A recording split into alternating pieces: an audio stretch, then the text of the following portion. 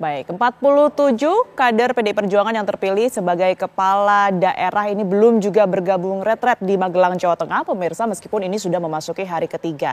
Kemarin konsolidasi ini sudah dilakukan. Lantas apa yang kemudian ini membuat hari ini, hingga hari ini setidaknya kebijakan ini masih belum diturunkan dan juga arahan maupun juga izin masih belum diperuntukkan. Padahal mereka semua kader PDI Perjuangan ini sudah berada di sekitaran Magelang, Jawa Tengah. Kami akan membahasnya pemirsa bersama dengan sejumlah narasumber yang saat ini sudah berada di Apa Kabar Indonesia Malam.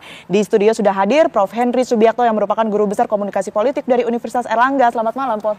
Henry. Selamat malam, Mbak. Sehat ya, Prof ya? Alhamdulillah sehat. Baik, terima kasih sudah hadir. Kemudian di sambungan Zoom juga sudah tersambung bersama kami Prof. Burhanuddin Muftahdi yang merupakan analis politik. Selamat malam, Prof. Burhan. Apa kabar? Malam, Tiara. Baik, Alhamdulillah. Baik, kami akan langsung sapa juga Wakil Menteri Dalam Negeri Pak Bima Arya Sugiarto. Selamat malam, Pak Wamen.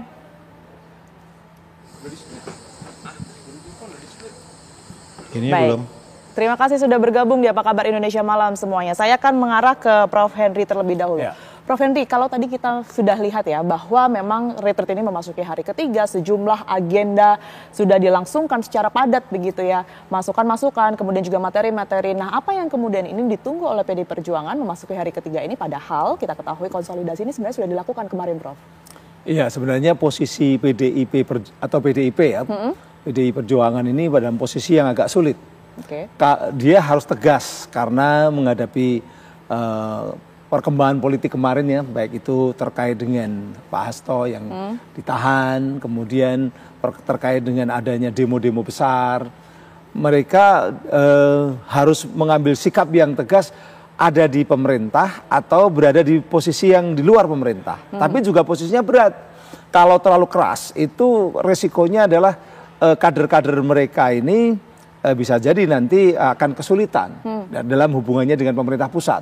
Apalagi kalau terkait dengan anggaran pusat ya, kemudian terkait dengan persoalan hukum. Karena kita tahu bahwa hukum di era sekarang seringkali menjadi tool of political engineering gitu kan. Ini kan yang sering dilihat masyarakat kan seperti itu. Nah, mau tidak mau lalu sekarang harus posisinya jelas nih Bu Mega ini. Dia harus ada di luar pemerintahan, tetapi juga harus mengakomodir jangan sampai kader-kadernya seolah-olah dikorbankan untuk menjadi pion-pion yang melawan pemerintah pusat. Makanya ketika ini nggak jelas, itu justru menguntungkan dari para kader. Menguntungkan kader PDI Perjuangan? Oh iyalah, di satu sisi mereka udah datang ke Magelang, berarti mereka itu menunjukkan ada pesan bahwa mereka mengikuti perintah pemerintah pusat, kan begitu kan? Tapi di sisi yang lain dia tidak masuk karena mengikuti arahan dari ketua umum. Artinya ada loyalitas. Sehingga mereka ini ada di posisi yang sama-sama dekat, baik itu di pemerintah pusat maupun juga di PDIP. Ini menyebabkan bahwa mereka tidak bisa dipersalahkan, kan begitu. Seolah-olah nunggu arahan dari Bu Mega. Sementara Bu Mega kelihatan bahwa dia ada di posisi yang berbeda dengan pemerintahan. Dan ini satu-satunya ketua umum yang tidak atau berseberangan atau berhadapan-hadapan dengan pemerintah.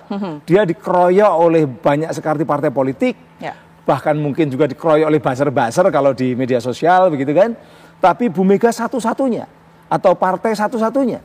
Sehingga di sini sebenarnya PDI bisa saja kalau dia memainkan political game ini dengan baik, mereka-mereka yang mengkritisi pemerintah, mereka-mereka yang ada di luar pendukung pemerintah, itu nantinya justru akan mau tidak mau sekarang partai yang di luar pemerintahan cuma PDIP kan begitu. Ini peran PDIP bisa cukup besar ke depan karena kita tahu bahwa, mohon maaf kalau saya mengatakan yang sekarang pro pemerintah dan yang anti pemerintah itu boleh dikatakan hampir terbelah.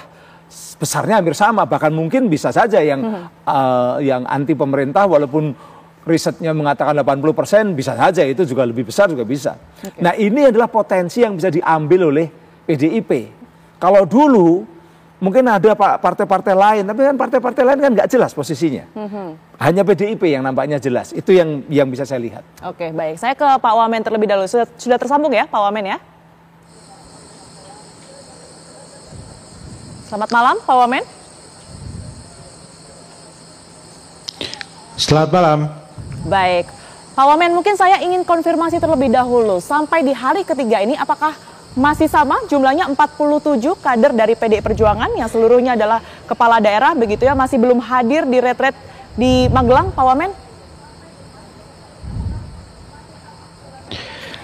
Masih sama 47 orang yang kita harapkan hadir berdasarkan catatan data kepala daerah sampai hari Minggu malam ini belum hadir di lokasi retreat di Akademi Militer. Baik, sejauh ini Pak Wamen, komunikasi yang mungkin sudah dijalin antara mungkin perwakilan dari PDI Perjuangan dengan pihak Mendagri, ini seperti apa? Saya kira semuanya dalam posisi menunggu dengan tentunya harapan yang sama bahwa kepala daerah yang belum bergabung akan bisa segera bergabung untuk mengikuti rangkaian pembekalan di Magelang yang sangat penting ini dan sangat bermanfaat dan ditunggu juga oleh semua yang ada di sini, karena pasti yang belum bergabung di sini memiliki kedekatan, persahabatan, hubungan kerja, dan ada prospek kemungkinan bersinergi di masa depan, dan tentunya akan sangat menambah nilai apabila yang belum bergabung ini juga kemudian entah malam ini atau besok ini bisa bersama-sama dengan kami di sini.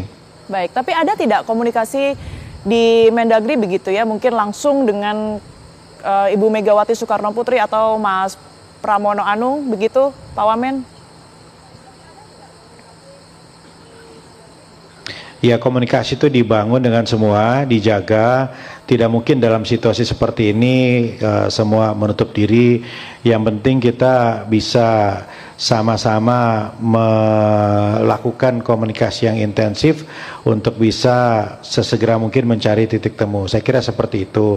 Dan kemarin seperti yang sudah kita ketahui bersama, Pak Heri Heriawan telah menemui teman-teman yang belum bergabung, dan ada kesamaan cara pandang yang menganggap bahwa retret di Magelang ini penting untuk semua dan berharap untuk bisa bergabung sesegera mungkin di Magelang ini.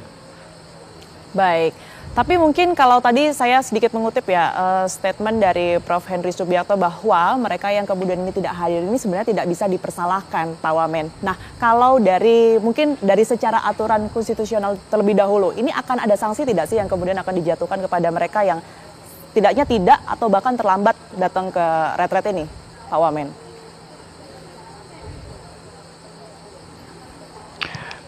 Sebetulnya apa yang dilakukan hari ini adalah amanat dari Undang-Undang Nomor 23 Tahun 2014 tentang pemerintahan daerah. Kemudian juga ada turunan-turunannya yang memandatkan Kementerian Dalam Negeri untuk melakukan pembinaan politik dalam negeri, peningkatan kapasitas kepemimpinan dari aparatus di daerah. Ini adalah kewajiban kami begitu.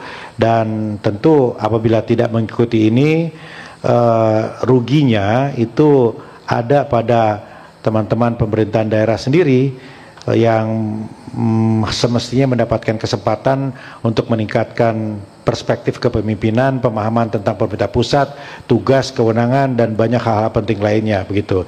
Namun demikian tentu kami memiliki juga beberapa mekanisme apabila tidak mengikuti pembekalan kali ini, bisa mengikuti kloter berikutnya untuk pembekalan kepala daerah sambil nantinya menunggu keputusan MK. Jadi ikut dengan gelombang berikutnya pasca keputusan MK.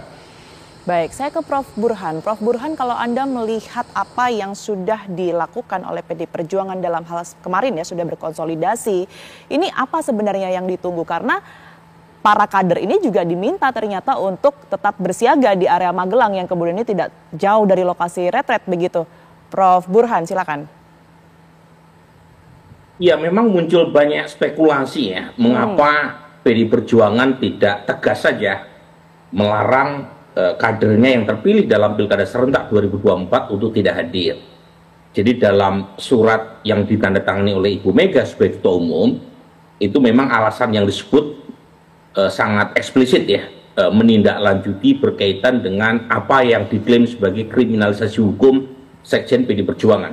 Jadi bukan karena alasan inefisiensi anggaran atau bukan karena alasan militerisasi sipil, tapi lebih karena faktor penahanan Sekjen PD Perjuangan, itu satu. Yang kedua, karena tidak ada penegasan untuk hadir dalam acara retreat, tetapi yang disebut adalah penundaan dan diminta untuk standby berkaitan dengan keputusan lebih lanjut kalau misalnya PD Perjuangan mengambil keputusan untuk memerintahkan untuk hadir, itu yang kemudian menimbulkan banyak gosip kan di belakang layar.